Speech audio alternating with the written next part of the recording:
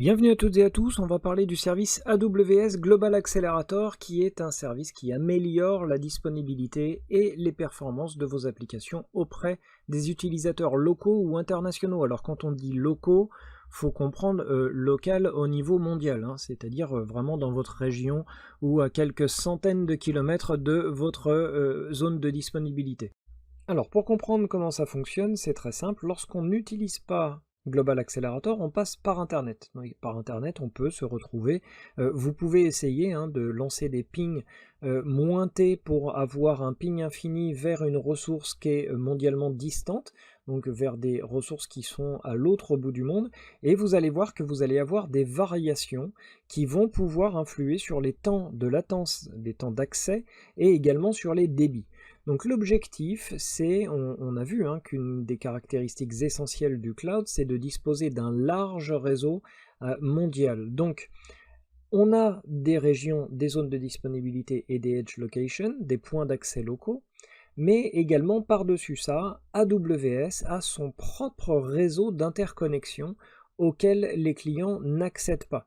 Il s'agit de faire communiquer les services entre eux, entre les régions, puisque par exemple on peut se retrouver à avoir des réplications de buckets de compartiments S3, on ne va pas les faire passer par internet, on va utiliser le réseau optimisé. Donc derrière l'utilisation de Global Accelerator, les utilisateurs vont se connecter au edge location le plus proche d'eux, donc on va avoir ce point de connexion local. Puis ensuite, on va directement accéder à la ressource même si elle est à l'autre bout du monde grâce au réseau interne AWS.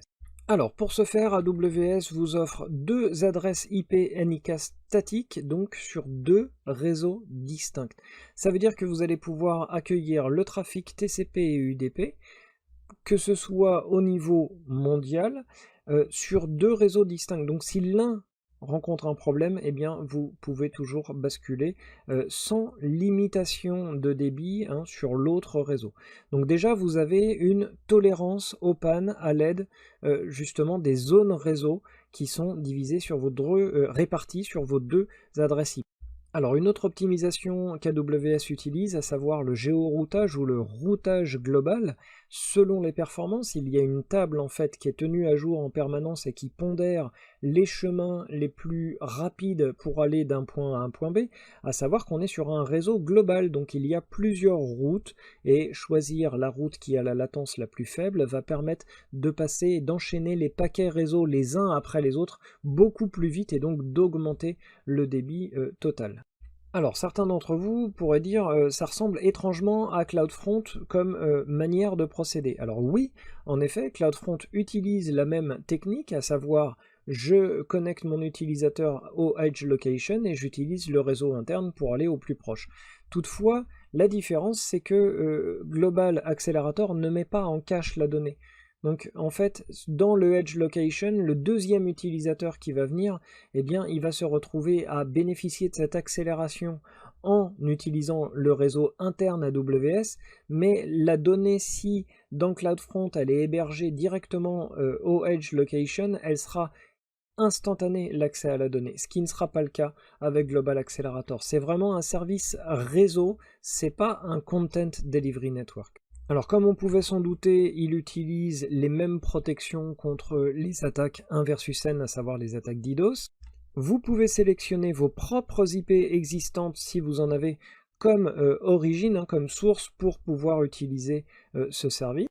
Et en complément, je vais parler rapidement du service Amazon S3, puisqu'il bénéficie d'une fonctionnalité qui s'appelle transfert accélération, qui est exactement basée sur la même stratégie que Global Accelerator, à savoir que depuis mon poste de travail, voilà, pour accéder à la région North Virginia, donc US East One, eh bien j'ai 133% de rapidité supplémentaire par rapport à mon accès internet en fibre normale.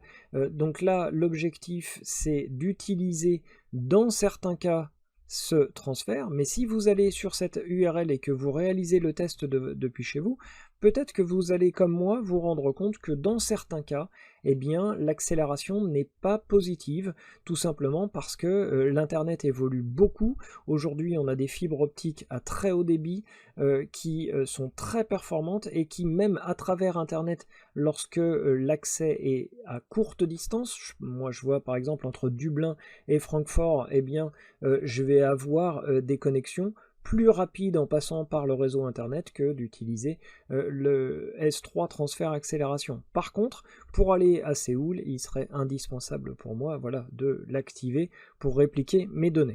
Voilà, donc à retenir, s'il y a une notion applicative et qu'il faut cacher de la donnée pour accélérer l'accès à la donnée, que ce soit des médias, des films, des vidéos, des photos, etc. Pour une application, il faut penser CloudFront pour le Content Delivery Network. Si on doit accélérer uniquement le stockage pour la réplication entre compartiments, il faut penser S3 transfert accélération.